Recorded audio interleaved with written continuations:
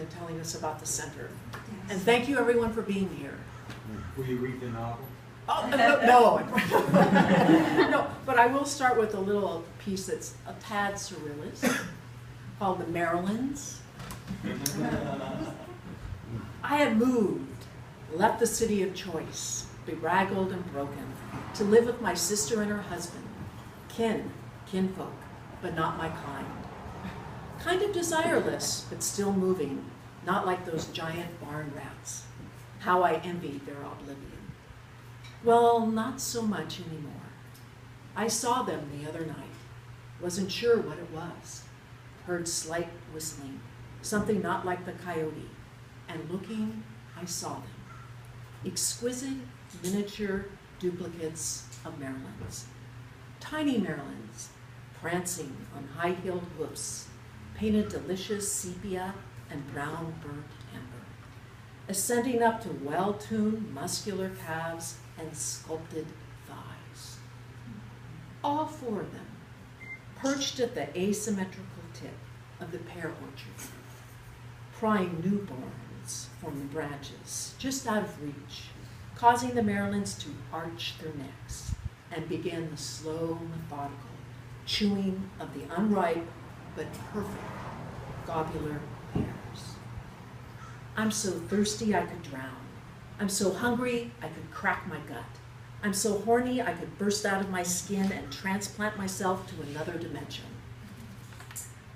It got so that I expected their time to step across the pea gravel to the isolated strand of pear trees. It was something to do, something to plan between the daily consumption of bread and wine. I took to camouflaging my human shape with cave-like constructions of blind string, beeswax, and hornet nest mud, a rabbit's foot in my side pocket, and an old pair of buckhorns crazy glued on my head. I descended, hoping to catch a glimpse of the Marylands, to look minutely at their obsolescent incisors and deep maroon glum line, marred with pale yellow flesh of pear. They seemed not to care, but with a flip of their perfectly placed tails on the red plum buns, they would cantilever off. I realized I would have to do something much more to get close to the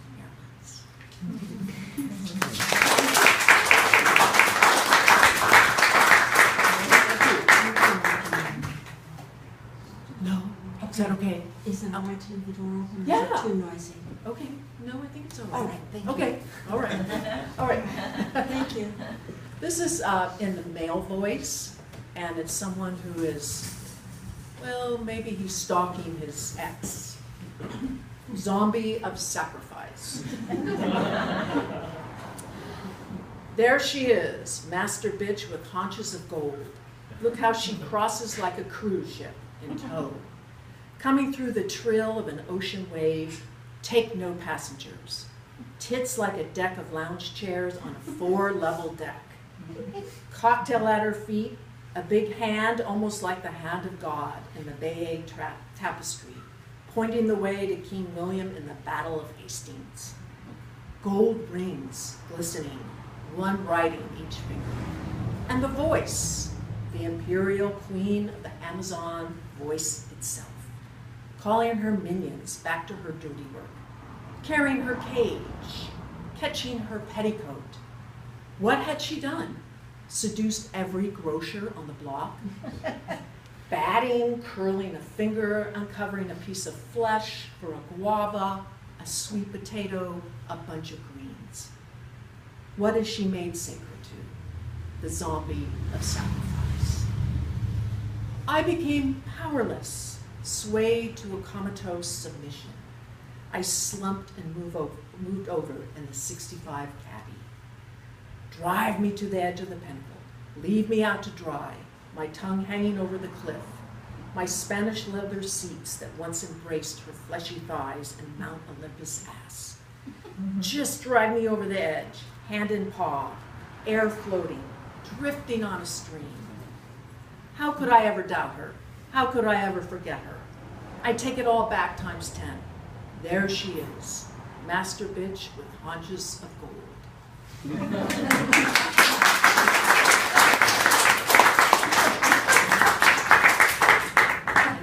And this is my final selection for the night. It's maybe a little fabulous or something, a little fantasy piece. It might take place in a nightclub. Night was going to have fun. I was dancing under the stars, one arm waving to Darlene, who was dancing in the rear, holding up the back, keeping it alive, screaming to the others to keep up the beat.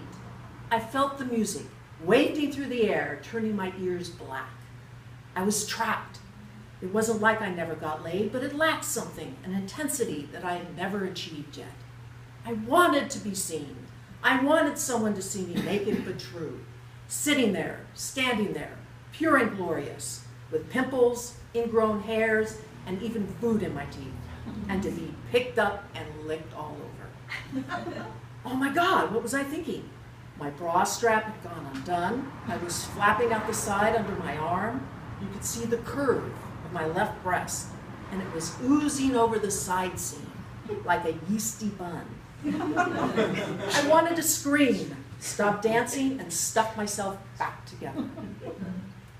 I was always trying to get rid of people, chop them up out of my life with a butcher knife, cross them out, delete them from my contact sheet. I was preparing for my demise, but I didn't want to go out without a jubilant cry, a vision.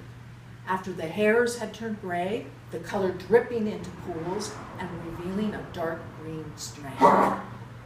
I dropped to the floor on the club, on all fours, and barked like a dog. Sniffed, scratched my sides with my hands, loved my flesh with my nails, and came up baying like a wolf. I jumped for glee and licked a stranger. The night was only beginning.